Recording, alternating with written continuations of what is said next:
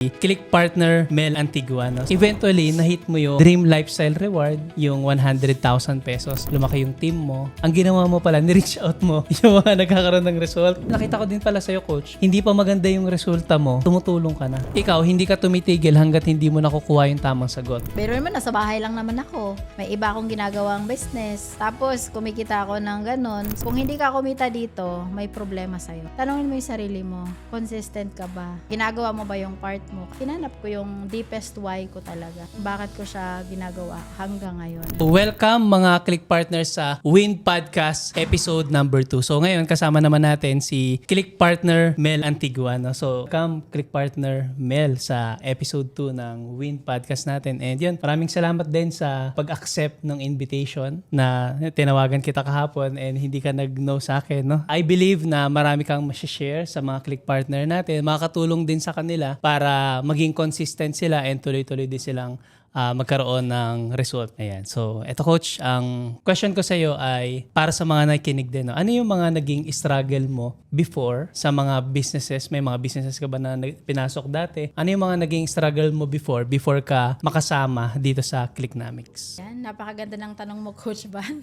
Question ni Coach Van, ano ba yung mga struggle ko? Marami. Unang-una dyan, na-try ko na kasing mag-traditional business and hindi siya madali. Dahil ikaw lahat gagawa eh. Ikaw magkikreate ng sistema, ikaw magbebenta, lahat gagawa. And napakahirap. And hindi ko makalimutan yung nagbabahay-bahay pa kami, magbenta lang ng kape para kumita. Kasi yun yung mode of selling, bahay-bahay, para makabenta ng kape, ganyan. And hindi siya madali dahil, syempre, maraming magre-reject sa'yo on the spot, ay, mahal naman ang binibenta mo. Pero, kahit ganun siya kahirap, nakabenta pa rin dahil naging consistent lang kami sa ginagawa namin kahit challenging siya. And other challenges na naranasan ko is yung nag-build ako ng travel agency business. Napakahirap. Kasi from the moment na nag-inquire si customer, ikaw lahat yun eh. Hanggang sa mag-book siya, tapos nag-book na siya. Ang gagawin mo naman, i-follow up mo siya. Hanggang sa after sales, kakamustahin mo. Kahit natutulog ka na, tinatawagan ka pa. So, napaka-challenging nun. Pero kahit ganun, masaya rin naman dahil nakakatulong kami sa mga nag-travel. Pero hindi siya madali. Unlike dito sa Clicknomics, madali lang siya, sa online lang. Yung dito naman tayo, coach, no? Nung nakapasok ka na sa loob ng Clicknomics, nung simula ba, nagkaroon ka din ba ng doubt? Ano yung mga pumapasok sa isip mo nung dati? And I'm sure a lot of Click partners din na nagsisimula, may mga ganun din. Ikaw ba, naka-experience ka din ba na nung nagsisimula ka, may mga doubts ka din ba sa sarili mo kung kaya mo siyang gawin? Oo, marami. Kasi unang-una, first time kong gagawin itong Clicknomics and wala din akong idea sa online world. So, first time ko siyang ginawa and hindi rin siya smooth ang transition. Kasi sanay nga ako sa physical na pupunta, magbenta. Sanay ako sa ganun. Pero, kahit may duda ako, sabi ko, ay, naniniwala naman ako kay Coach Edward. Alam kong i-guide niya ako sa mga coaches natin. So, kahit nagdududa ako, tinuloy ko pa din. Kasi naniniwala ko na kaya kong kumita dito kahit hindi ko pa alam yung gagawin. Yun yung nag-ano sa akin na tinuloy ko pa din siya. Ibig sabihin, nung simula pa lang, meron kang doubt sa sarili mo, pero meron kang trust sa system and naniniwala ka din na kapag ka tinuloy-tuloy mo lang, eventually magkakaroon ka ng magandang result. Normal na magkaroon ka ng doubt. Kasi even yung mga nagkaroon na ng magandang result katulad mo, normal pala na nagkakaroon ng doubt din. Basta ang importante, huwag kang magpapatalo dun sa doubt mo. Huwag mong hahayaan na sa tindi ng pangarap mo, ang magpapatalo lang sa'yo yung sobrang liit na doubt mo. Kailangan tingnan mo yung doubt mo as an opportunity.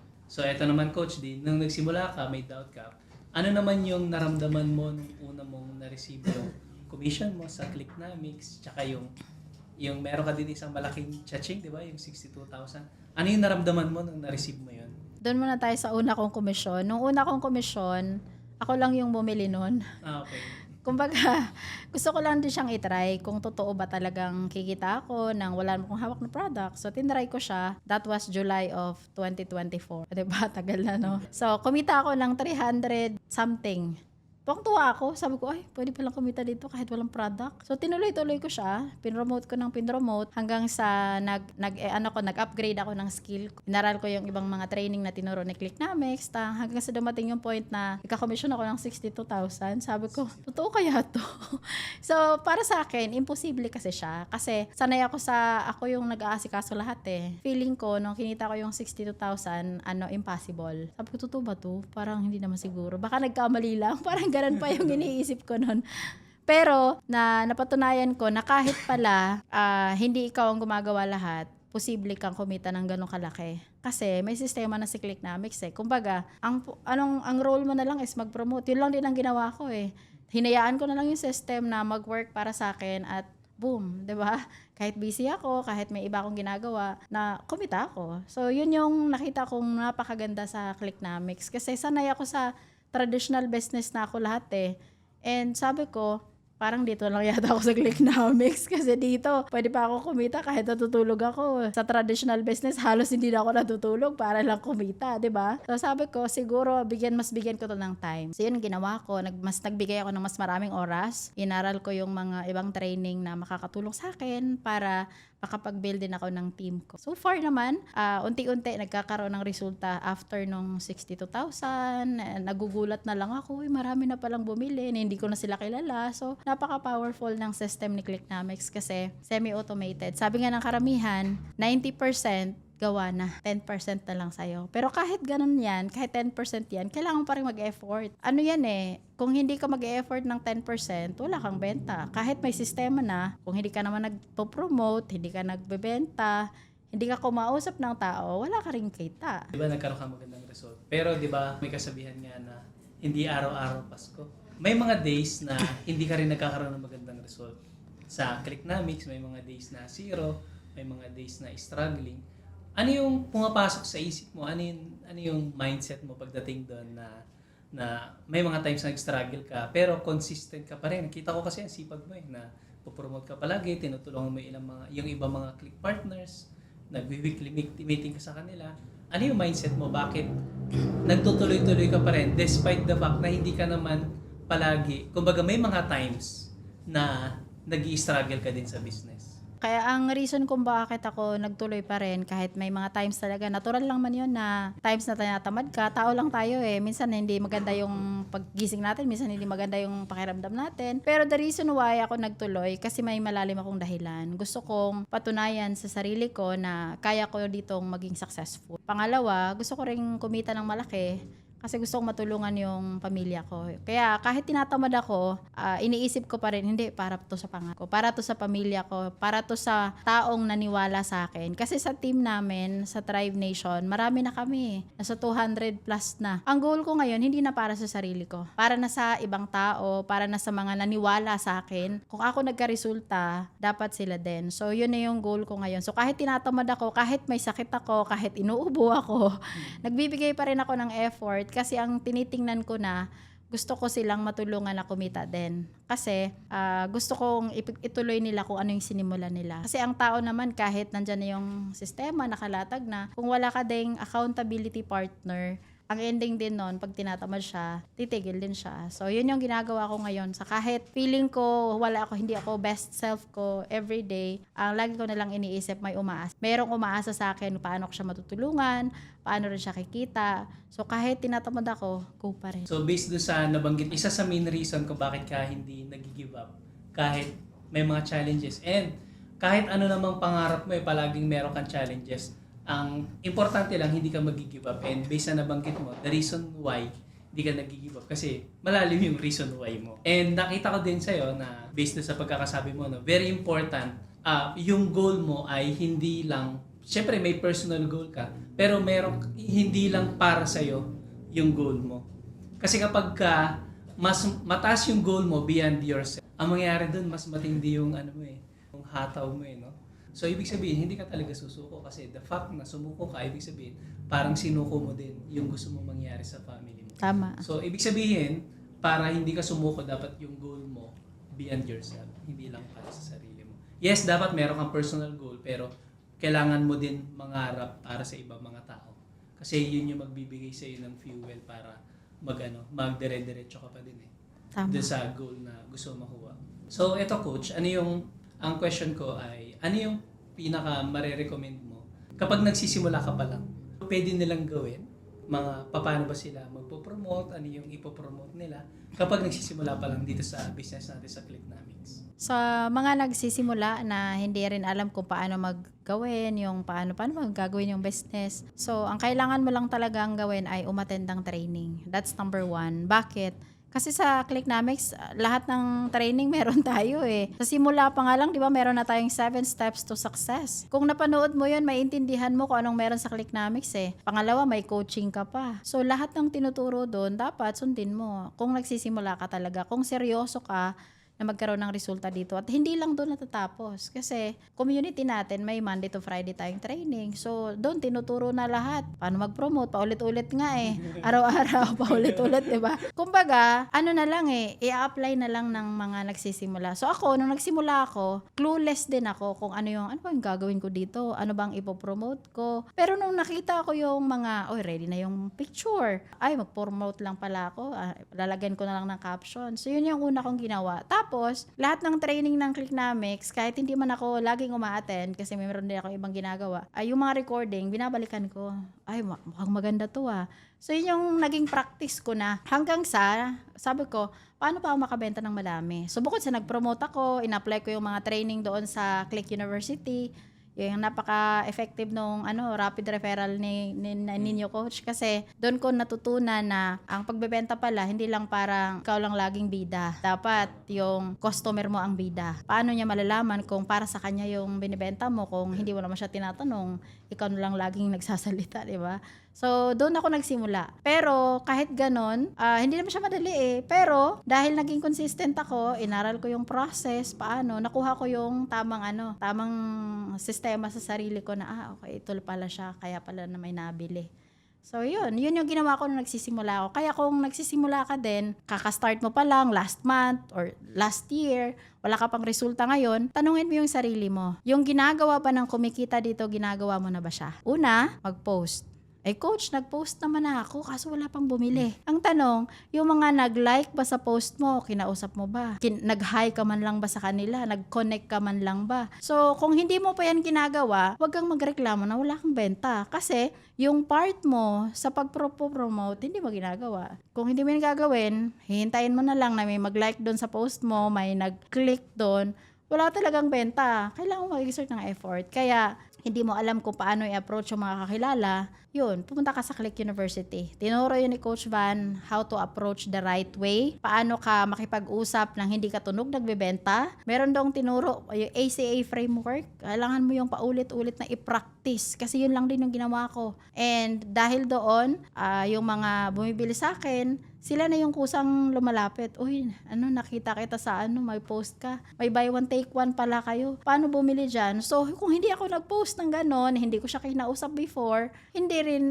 siya bibili. So, yun yung naging practice ko na hanggang ngayon para madami tayong matulungan na mga customer na bibili sa atin. At hindi lang para kumita, kundi ang goal ko talaga is paano maka-help yung product natin. Kaya kung nagbebenta ka ngayon, puro ka lang benta-benta, di mo iniisip kung makakatulong ba yun sa bibili, di ka talaga makakabenta. Kasi iniisip mo lang, makabenta ka. Dapat, paano makatulong yung product natin, yung opportunity natin doon sa bibili. Dapat lagi nating iisipin. Kasi ang benta, susunod na yan eh. So, yan yung ginawa ko nung nag-start ako at hanggang ngayon, yun pa din ang ginagawa ko. So, ibig sabihin, kapag nagsisimula ka pa lang, syempre, konti pa lang alam mo, sisimula ka pa lang, attend ka ng training para matuto ka at saka mag-grow ka. Pero dapat, hindi ka din may stuck sa training. Tama. Very important, umattend ka ng training, pero mas importante, nag-implement ka. Katulad ng sabi mo kanina, meron tayong Click University, pwede silang manood, no? Pwede ka manood ng rapid referral, promote to profit. Tapos, very important din na ina-apply mo kung ano yung natututunan mo. Tapos, consistent ka. Kasi kapag kunyari, nag-post ka ng isa, dalawa, tapos walang bumili, ayaw mo na kagad, doon maraming sumusuko. Kasi nga, naiinip. Tama. Naiinip sila na makuha kagad yung pangarap nila. Very important, marunong kang i-discipline yung disappointment mo. Kapag konting disappointment, ayaw mo na, yun talaga yung number 1 kung bakit maraming hindi nagkakaroon ng result. Ang nagkakaroon kasi ng result, yung willing magbigay ng extra mile. Diba yung kay Coach Nel, lagi natin naririnig, sinasabi niya, 8 months bago siya nagkaroon ng result. Extra mile yun. Ibig sabihin kasi a lot of people susuko na eh. Pero siya, yun, nagtuloy-tuloy siya. Eto coach, question ko. Pagdating naman sa product, no, yung pinopromote natin, yung bakit you highly recommend na mag-promote yung mga click partners natin? Bakit kailangan unahin yung mga health and wellness product natin? Kasi I believe ikaw yung nag-suggest nun, and nakita namin sa data na yun talaga. Yung marami mga click partners natin, nakuha nila yung first commission nila by promoting health and wellness. So, bakit mo ba siya nare-recommend, coach, na health and wellness yung ipopromote? Yun kasi yung pinakamabilis eh. Kasi based sa experience ko, sa product ako unang kumita. Nagbenta ako ng mga product ni Clicknomics, ay yung mga kakilala ko lang muna. Kasi yun yung mabilis ibenta eh. Ang opportunity kasi, minsan magtatanong, marami pa yung tanong. Paano kung bago ka lang, kakastart mo pa lang, hindi mo alam paano sagutin. So, lalo lang siyang malito. Kahit meron tayong sales funnel, pero syempre, hindi naman yung lahat agad magkiklik sa link. Kaya ang naisip ko, product na lang. Kasi, ayan, meron silang nakikitang picture, tapos, nabivisualize nila, mukhang maganda to. Attractive din sa iba na, di ako nakakatulog, baka pwede yan sa akin. So, yun yung naisip ko na product selling. Kahit sa team namin, sabi ko, i-promote mo yung product. Ang pinaka-the best, gamitin mo. Kasi, pag nag-promote ka, tapos hindi mo pa ginamit, tinanong ka, masarap ba yung shake and slim? Sabi ni Coach Mel, masarap daw. Di ba? Mahirap naman na, talaga, so hindi mo pa natikman. Parang ganun ang tanong ni customer. So, ang sinasuggest ko sa kanila, yung, di ba yung 2,999 na product bundle, gamitin nila. Tapos, doon sila magsimula. Ikwento nila kung anong naramdaman nila. By just simply telling stories, pwede ka na makabenta eh. Kasi kinuwento mo yung experience mo eh. So, yun yung lagi kong sinasabi na ikwento mo lang kung ano yung ginagawa mo everyday. Tapos, i-push mo yung mga products natin kasi yun yung unang magiging way para gaganahan ka pag nakabenta ka. Lalo pa ngayon, ang dami nating diba? May click games pa tayo. Swerte natin dahil nakabenta ka ng 3, meron ka ng basta worth 9,000 pesos, meron ka ng additional incentive. So, sinong hindi gaganahan nun?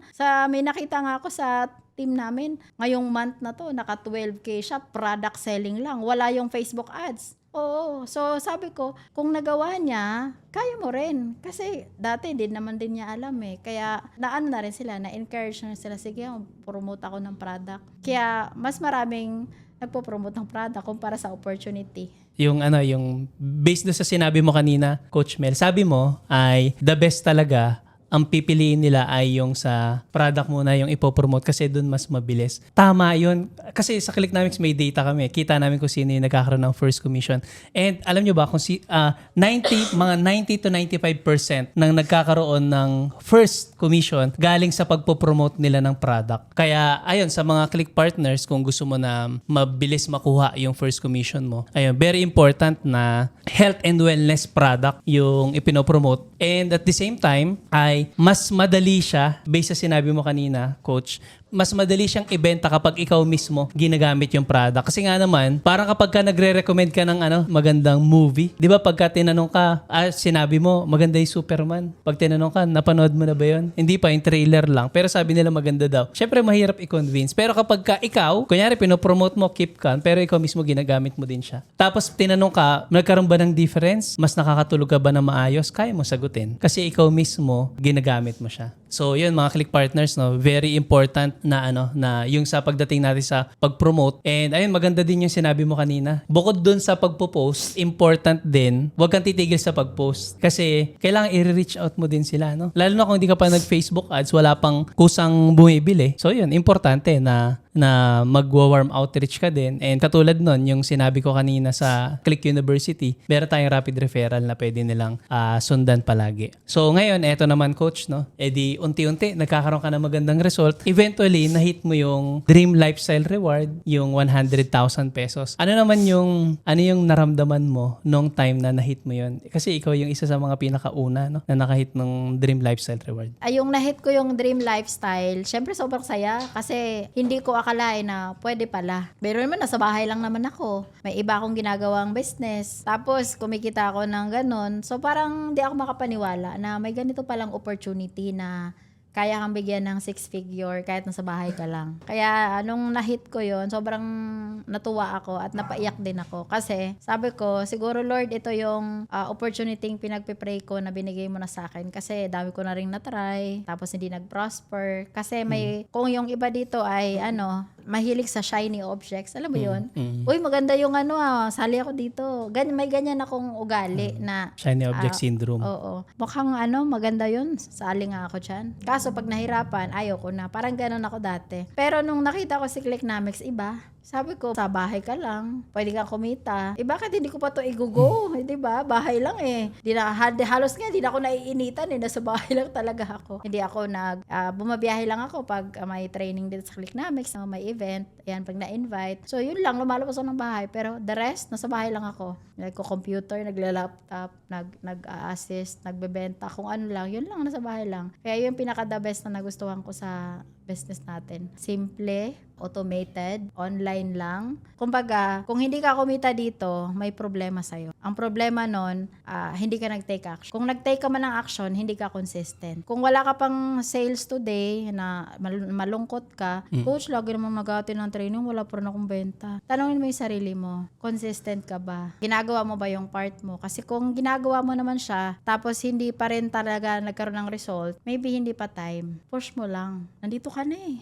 Sinimulan mo na, go mo na, ituloy mo na. Kasi kung 2 linggo ka pa lang, wala kang benta, ayaw mo na, itanungin mo yung sarili mo, bakit ka nga ba nandito? Kasi ikaw makakasagot nun. Kasi ganun lang din na ginawa ko, bakit nga ba ito sinimulan? So, nung nalaman ko, nga pala, gusto ko pala ng pagbabago. Hinanap ko yung deepest why ko talaga. Bakit ko siya ginagawa hanggang ngayon? Kasi alam ko, para sa sarili ko na dito sa business na to, kaya kong kumita ng 6-figure or even 7, basta tuloy-tuloy lang at consistent. Coach, tanong ko sa'yo, no? Di ba, doon sa mga dati mong business, nagkaroon ka ng struggle, nahirapan ka magkaroon ng result, tapos dito, nagkaroon ka ng magandang result, lumaki yung team mo, tapos na-achieve mo yung dream lifestyle reward. Ano sa tingin mo yung difference ba? Yung naging difference ba sa effort mo at saka sa system na ginagamit mo? Ano yung naging difference maker doon sa nangyari sa'yo? Compare nung before ka na sa Clicknomics, as compare na nagkaroon ka ng resulta ngayon dito sa Clicknomics.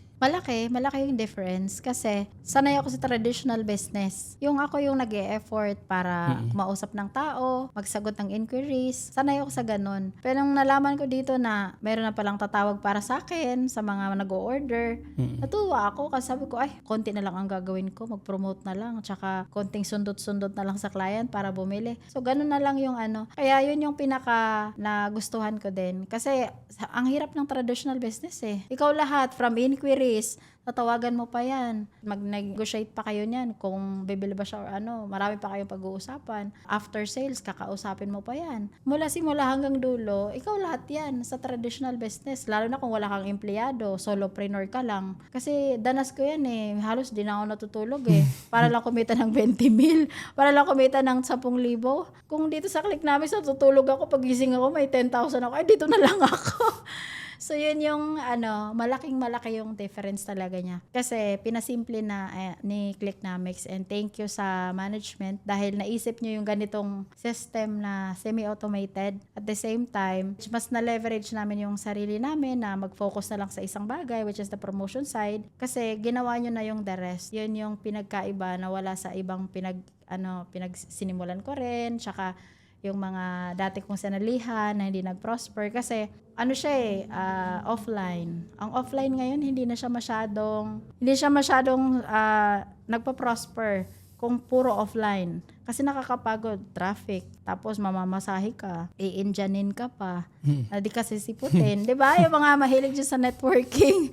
So, naranasan ko yan lahat. Sabi ko, dito sa Clicknomics, madali lang, online lang, pwede ka pang kumita kahit sa bahay ka lang. Why not? Di ko to itutuloy. Kaya yun yung pinaka the best talagang nagustuhan ko kasi 90% gawa na. 10% na lang sa amin. Coach, yung sa napansin ko din kung paano ka mag-promote. Kapag ka may umorder sa'yo, let's say for example, nag-try siyang umorder kunyari sa funnel, no? May order, tapos hindi natuloy, kunyari nag-pending.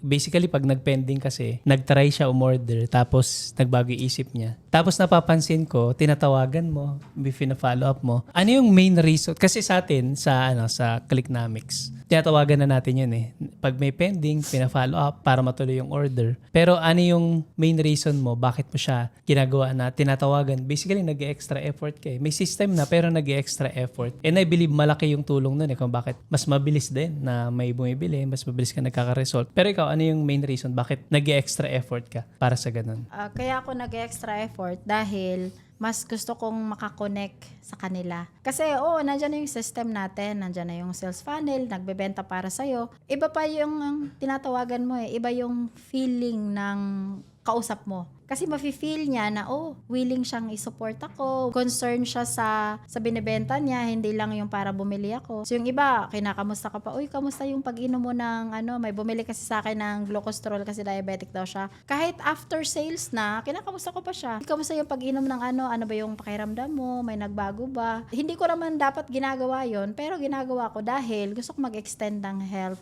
extra mile na kamustahin siya.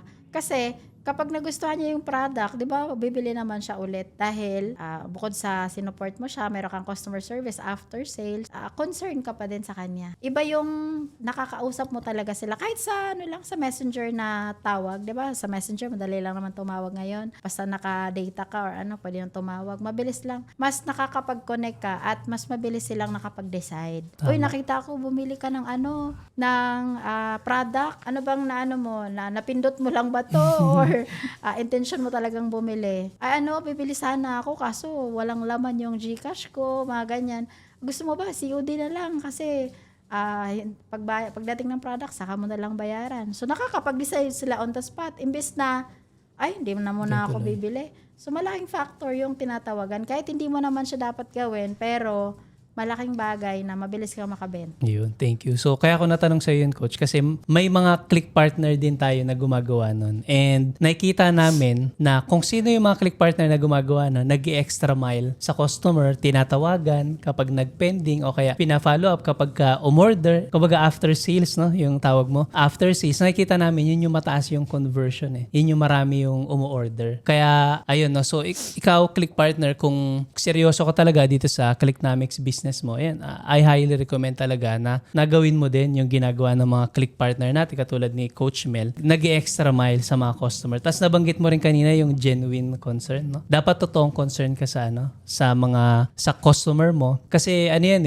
mas ramdam nila na si Coach Mel tinatawagan ako, kahit naka-order na ako, fina-follow up niya ako. So ibig sabihin, mas nakakapag-build ka ng rapport. And very important din kasi sa sales yung yung trust. So kapag umorder sila tapos nag-extra mile ka, mas lalo sila magkakaroon ng tiwala sa iyo eh. And kapag mas lalo sila nagkaroon ng tiwala sa iyo, dun ka magkakaroon ng mga repeat orders, dun ka magkakaroon ng mga loyal na customer, no? Though sa atin naman sa Clicknomics, ginagawa na 'yon, no? Tinatawagan natin ganyan. Pero iba pa rin kapag meron kang extra mile na ginagawa. Sabi ni Charlie Munger, like ko 'to binabanggit sa mga live training natin. To get what you want, you have to deserve what you want. Ibig sabihin, kung mataas yung pangarap mo, kailangan deserve mo siya before mo siya makuha. Kasi yung magiging result natin, hindi siya depende sa need natin eh. Di ba? Masakit man, pero hindi mo makukuha kung ano yung kailangan mo. Ang makukuha mo kung ano yung deserve mo. So, kunyari, ang kailangan mo ng 1 million pesos. Pero ang effort mo pang 1,000 pesos, hindi mo talaga siya makukuha. Pero kapag ang effort mo pang 1 million, ang goal mo pang 1 million, tapos ang effort mo pang 1 million, makukuha mo siya. Kasi nagpapantay eh. Papantay yung effort mo. Tapos ito, Coach, no, yung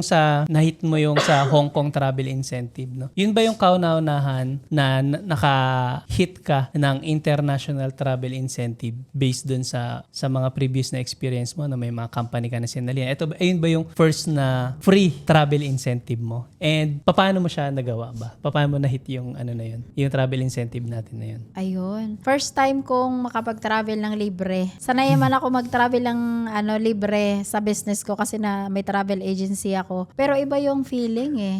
Nang wala kang iniisip na gastos. At the same time, iba yung feeling na kasama mo din yung mga top affiliates, nakakapag-mastermind kayo. Yun, sobrang fulfilling. Hindi man siya naging madali dahil syempre dumaan din ako sa mga buwan na wala akong benta. Tapos dumating yung time na nagkaroon ako ng breakthrough, yung 62,000. So sa unti-unti, hindi ko na mamalayan, 100,000 na pala ako. Ay tuloy-tuloy talaga, na. tuloy-tuloy na. Tapos may libre pang travel sa Hong Kong. Sabi ko, wow, ituloy-tuloy tuloy-tuloy ko na to, nandito na ako, nasimulan ko na, nabigyan na ako ng 100,000, bigyan na ako ng libreng travel. Why not titigil pa ako, 'di ba? Hindi siya naging madali, pero worth it yung journey dahil hindi ako sumuko. So, Coach, di ba, unti-unti lumalaki yung team mo. Sa tingin mo ba, isa din sa malaking factor kung bakit ka nagkaroon ng result ay dahil tinutulungan mo, nagiging accountable ka din doon sa mga taong nagtiwala sa'yo? Sa business na ginagawa natin, hindi ka naman dito magiging successful ng ikaw lang. Kailangan mong may kasama. Kaya nga meron tayong community. And sa team namin, sinusupport ko din sila sa hanggat kung ano yung kaya ko. Kasi nakikita ko silang, may mga nakikita akong porsigido talaga, yung araw-araw nagpo-promote, kahit hindi pa nakakabenta, pero tuloy pa rin. Tinatanong ko sila kung ano bang challenges mo, anong need mong help para mag-guide kita. Dahil doon, mas na-boost yung moral nila na, nandito pala si coach, gag-guide niya ako. So, unti-unti, nagkakaroon sila ng result kasi nandun ako. Kayo din, kung wala kayong makausap, marami namang coaches mag-reach out ka. Ganon ang mentality ko. Kapag hindi ko alam, nagtatanong lang ako, coach, paano ba yung ganito? Paano ba yung ganyan? Kapag may nakita akong mabilis nagkaroon ng result, tinatanong ko yan. Hinahanap ko pa yan sa Facebook. I see. Hindi ako nahihiya na Magtanong. Kasi sabi ko, paano niya nagawa yun? Gusto ko rin malaman. Kasi kung meron siyang ginawang process, baka hindi ko alam yun, gusto ko malaman. Ganun ako na tao na kahit magbabayad pa ako, nagtitake ako ng risk kung sa tingin ko effective sa kanya, why not, 'di ba? So yun ginagawa ko. Ganun din sa team namin. Tinuturo ko din na matuto kang magtanong. Huwag kang mahiya. Kung hindi mo alam yung ginagawa mo, bakit mo pa hindi ba? Magtanong ka lang para mag-guide ka. So maganda yung sinabi mo, Coach, no? Siyempre, kapag nagsisimula ka, siyempre yung mga top earner, hindi ka naman sila yung kusang mag-reach out sa'yo, tutulungan ka nila kaagad, ganyan, no? Lalo na kung hindi ka part ng team. Maganda yung suggestion mo, no? Ang ginawa mo pala, ni-reach out mo yung mga nagkakaroon ng result. I see. So magandang yun, no? So sa mga click partner, yun, I think important din yan na huwag kang mahihiya na mag-reach out do sa mga nagkaroon na ng result. Yung mga, yung mga click partners natin, hindi naman yan madamot sa sa information. So katulad din ni click partner Nel. Nakita ko din pala sa'yo, Coach, hindi pa maganda yung resulta mo, tumutulong ka na. Kahit maliit pala yung commission mo. So two-way pala yung ginagawa mo. So una, ikaw, hindi ka tumitigil hanggat hindi mo nakukuha yung tamang sagot. To the point na nagre-reach out ka na dun sa tao na nakuha na yung ganong result, no? Tama. Tapos pangalawa, at the same time, habang ikaw yung nag-ask ng help, nag-ask ng question, at the same time, ikaw din, tumutulong ka din sa iba. Kahit nung maliit pa lang yung yung resulta mo. I think isa sa malaking reason kung bakit ka din nagkaroon ng result kasi nga yung naging accountable ka din dun sa ibang mga tao. Kasi kapag the more na tinuturo mo yung yung nalalaman mo. Ito personal experience ko. Kapag tinuturo mo yung nalalaman mo, mas fulfilling. Kapag nakakatulong ka, masarap sa pakiramdam, tapos masarap siya ulit-ulitin. Ngayon, kapag inuulit-ulit mo siya, ang nangyayari, nagkakaroon ka ng mastery. Kasi din ako matagal ako nagturo sa sa college. Napapansin ko yung mga magagaling sa exam, sila yung mga nagtuturo sa kaklase nila. Kasi ikaw ba naman paulit-ulit mong tinuro, pagdating na exam magaling ka talaga. Ganon din yung ginawa mo pala, no? So ibig sabihin yung mga natutunan mo, tinuturo mo din sa iba. Naalala ko, kinuwento mo sa akin kahit hindi part ng team mo. Pagka may tanong, syempre hindi naman to the point na araw-araw kayo magkausap. Pero kapag may mga nagtatanong sa'yo, sinasagot mo, no? Kumbaga willing ka magtumulong. So ibig sabihin sa mga click partner din na nanonood, kahit konti pala yung alam mo, kung ano yung alam mo na, pwede mo nang itulong yun sa kanila. Pwede mo nang i-share yun. Kasi yung konting nalalaman mo, pag na-master mo, isipin mo, kaya ang tinuturo mo lang palagi, paano mag-reach out. Tapos, paano kumausap everyday to the point na mako-convert mo siya. Pag yun yung na-master mo, magkakaroon ka na ng result Ayun, ibig sabihin, parang parang skill.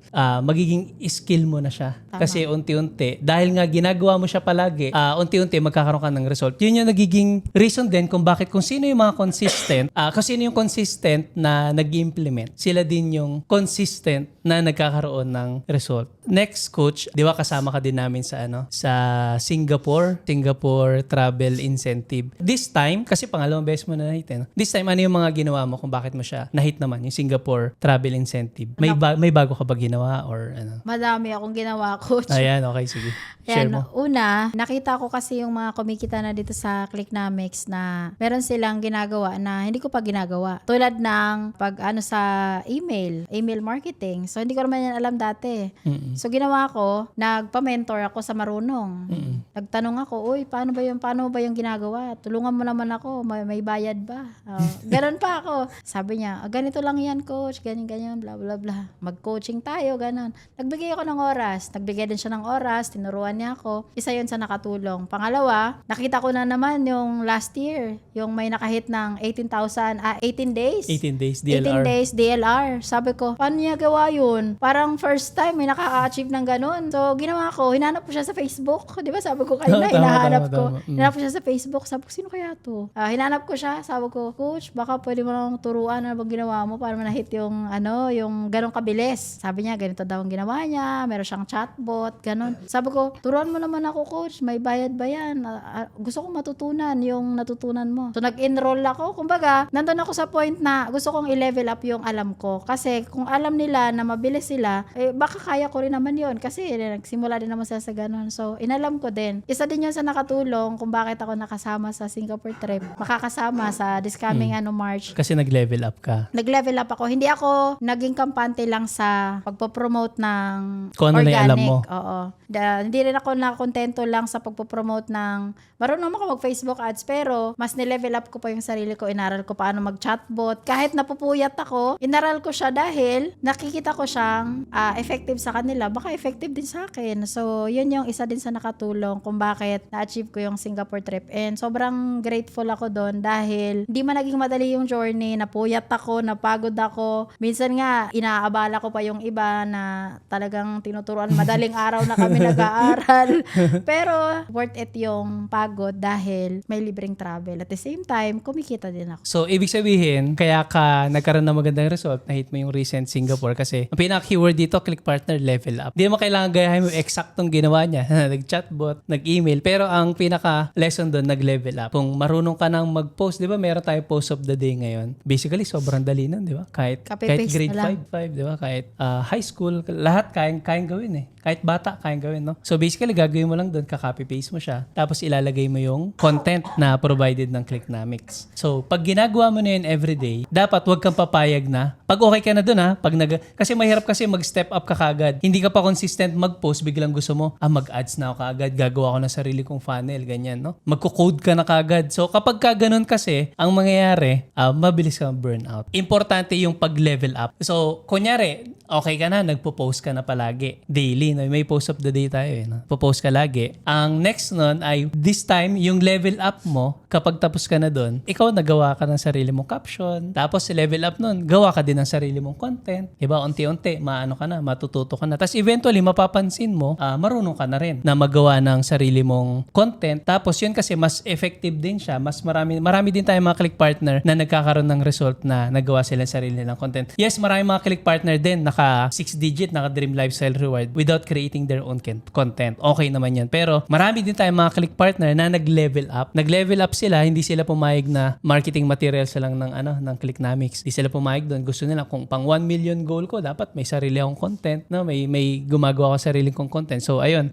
nag-level up sila doon. Tapos at the same time din, kung marunong na sila mag-content, nag-level up din yung iba. Nagra-run na ng Facebook ads. So, 'di ba ikaw ka din, no? Nagra-run ka din ng Facebook ads. So, ganun din. Syempre, kapag nagra-run ka ng Facebook ads, kapag ka natalo, nalugi, hindi ibig sabihin nun na it's time to stop. Sa amin nga nung college, meron kaming organization. Pag pinapaspell sa amin yung quit, spell quit. Ang spelling ng quit, N-E-V-E-R. Bawal kang sumabi ng Q-U-I-T. Pag sabi mo nga quit, ano yung spelling ng quit? Pag sinabing quit, N-E-V-E-R, ibig sabihin never. Dapat hindi ka magkukwit. Imagine mo parang laro lang yan, no? Habang tumatagal yung level mo, pahirap ng pahirap yan. Pero dapat, ang kailangan mo kasi mag-level up ka. So, nag-run ka na ng ads, gawin mo, aralin mo naman siya. Paano siya magiging converting? Kasi yung Facebook ads kasi, nag-work talaga siya. Maraming kumita na using that platform, no? Nag Facebook ads sila,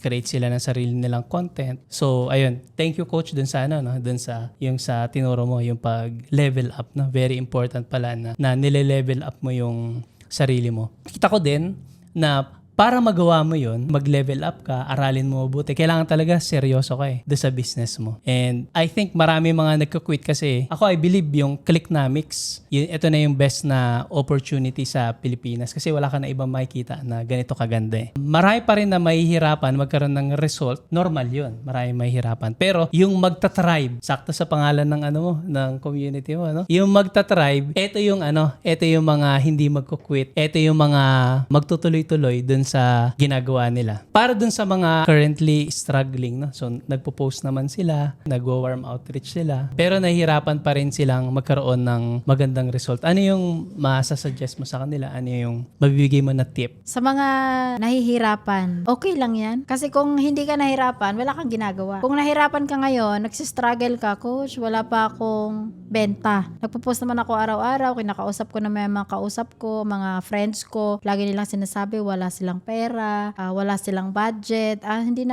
ko muna kailangan yan. Ay, ang mahal naman. Kung lahat yan na experience mo, congratulations. Bakit? Kasi meron ka ng ginagawa. Kasi kung hindi mo yan naranasan, ibig sabihin, hindi mo ginagawa yung business. So, kung naranasan mo yan, i-improve mo yung strategy mo. Kung nire-reach out mo sila dati, hindi sila bumibili, ibahin mo yung style mo. Para matest mo kung alin ang effective. Kasi ako, nung nagsimula ako, nung hindi pa tinuro mo sa Click University na ACA framework, ang approach ko sa mga kakilala ko, diretso. Uy, may bago pala akong business ngayon, baka gusto mo. Kasi yun yung sanay ako na ganun ang offer. Lahat sila, ang sabi sa akin, ay sige, ikaw na lang muna dyan. Pag kumita ka, balikan mo na lang ako. So, kumbaga, parang para sa akin, grabe naman to. Ikaw na nga yung gustong tulungan. Kumbaga, hindi ko nakita na ako pala yung naging pushy. Dapat sa ginagawa natin, hindi tayo yung nagpo-push ng binibenta natin. Dapat tanungin muna natin sila. Simula nung tinuro mo yung ACA framework sa rapid referral, nung in-apply ko yun, nagbago. Kasi kung dati ako yung nag-aalok, ngayon sila na yung lumalapit. Kasi iniba ko yung strategy ko, anong ginawa ko. Nagre-reach out ako sa kanila, hindi para magbenta. Mga musta lang. Tapos, nagla-like ako sa mga post nila. Kumbaga, nag-i-engage ako para mapansin nila ako. Ngayon, dahil lagi akong nagpo-post, syempre nakikita na sa news feeds ko, sila na yung nagtatanong, baligtad na. Baligtad na. Sila na yung nagre-reach out, uy, ano ba yung ginagawa mo ngayon? Mukhang okay dyan ha. Kumikita ka na ba dyan? Sabi ko, oo, part-time ko lang to, sideline lang. Ikaw ba? Ano bang ginagawa mo? So, dati, kung gano'n ang approach na in-approach ako, dati, ang ginagawa ko, sinasabi ko kaagad, uy, maganda dito. Affiliate marketing, online lang to, baka gustong mag-join. Pero simula nung sinabi mo yung ACA framework, natuto na ako na hindi pala dapat benta-benta lang. So, tinanong ko na, uy, kinamusta ko rin siya kasi nakita daw niya ako ikaw ba, kamusta ka na rin? Doon nagsimula yung conversation namin hanggang sa naisip niya, uy, mukhang maganda yung ginagawa mo ngayon ha, paano ba yan? Sabi ko, hindi, kung gusto mo itong itry, kailangan mabigay ka ng oras. Kung hindi ka naman sigurado, huwag mo na siyang itry. Pero kung seryoso ka talaga, baka pwede rin to sa'yo kasi sa akin nag-work Sabi niya, ano bang gagawin ko? So, nakuha ko na yung interest niya. Na dati, hindi ko yun alam. Kasi, lagi lang ako nire-reject. Wala daw siyang pera, ganun. Pero after nun, na twist ko yung faith ng customer na sila na yung nagtatanong sa akin, sila na yung naghahabol na, uy, magjo-join na pala ako. Kasi, nakapag-build na ako ng rapport. Importante yon. Hindi porket maganda yung offer natin, benta ka na kaagad. Kasi hindi nila nakita yung nakita mo Tama. Kailangan, ipakita mo sa kanila yung yung nakita mo. Pag nakita nila yon, sila na yung kusang magsasabi, uy, mukhang maganda nga, paano ba mag-join dyan? So, yun yung nangyayari ngayon. Kagaya nung isang araw, nag-chat sa akin, sabi niya, nakita kita sa Clicknomics. Sabi ko, okay, ganun lang ako. Kasi di ko naman din siya kilala Sabi niya, nakita ka sa Clicknomics, meron kayong buy one, get one. Sabi ko, oo, meron kami sa 29 yun ilo-launch. Ba't mo pala natanong, bibili ka ba? Sabi niya, oo, gusto ko sanang bumili. Tapos tinanong ko kung member na ba. Sabi niya, hindi pa daw, nakita lang daw niya sa post. Sabi ko, pwede ka namang bumili, pero ano bang goal mo? Ba't ka bibili? Anong product ba bibilhin mo? Gusto daw niya yung pampapayat. Ganon. Sabi niya, sige, pwede ka namang bumili. Kaso sa 29 pa yung buy one, take one kasi yun yung gusto niya So sabi niya, ay matagal pa pala. Ito, 27 siya nagtanong Hintayin pa niya yung kahapon. Di ba nagbago din yung natin, naging 28. Sabi niya, sige, pwede naman akong bumili, magkano ba yon? Sabi ko, depende kung gaano kadami yung bibilhin mo. Pero, bigyan kita ng dalawang option. Sabi niya, ano ba yun? Una, pwede kang bumili sa 29, buy one, take one. Depende kung gaano kadaming bibilhin mong product doon sa pangpapayat, so Shake and Slim. Pangalawa, kung gusto mo rin na gawin mo siyang business habang ginagamit mo yung product, pwede rin naman. Alin ba ang gusto mo? So, binigyan ko siya ng option. Sabi niya, ay gusto ko yung pangalawa. So, imbis na product lang sana ang bibilhin niya, bumili na siya ng starter bundle kasi paniliwanag ko sa kanya. Hindi ko siya sinabihan na mag-member ka na lang para makatipid ka. Pinigyan ko siya ng option, piniliwanag ko kung ano yung mga kailangan. At the same time, nakatulong pa ako sa kanya. Meron na siyang, magkakaroon na rin siya sa online business niya. At the same time, pwede niya rin magamit yung product. So, depende sa sitwasyon naman. Kaya doon, napatunayan ko na hindi lang porket magaling maganda yung system natin, maganda yung product natin, bentahan mo na kaagad, pag umayaw, ayaw mo na rin. Dapat, baligtarin mo yung flow. Kapag ginawa mo yon, ikaw na yung hahabulin ni customer. Hindi na ikaw na yung problema na, uy, may nag-inquire pala sa akin, hindi ko pala nasagot. Dadating ka sa point na marami palang nag-inquire sa'yo, hindi mo na nasagot kasi yun yung ginawa mo. Hindi ka na naghahabol, sila na yung naghahabol sa'yo. Thank you, Coach Mel. Ito kasi, normal na experience ng mga click partner natin pagdating sa rejection. No? So, syempre, kahit nga pag nag-run ka ng ads tapos nag-inquire na siya, ganyan, nireplyan mo. Tapos eventually, hindi siya bibili, mare-reject. Tapos, ganun din, kapag i-alloc mo siya sa family and friends mo, may mga times talaga na hindi sila bibili. Okay yung strategy mo. Kasi may mga times talaga, hindi yun yung tamang time para bumili sila. Ang question ko sa'yo, Coach, paano mo hinahandle yung mga ganun? Kapag kunyari, nagsusunod-sunod yung mga rejection sa'yo, hindi sila tumutuloy. Minsan, pag nagtanong ka, nagsisin na lang sila. Paano mo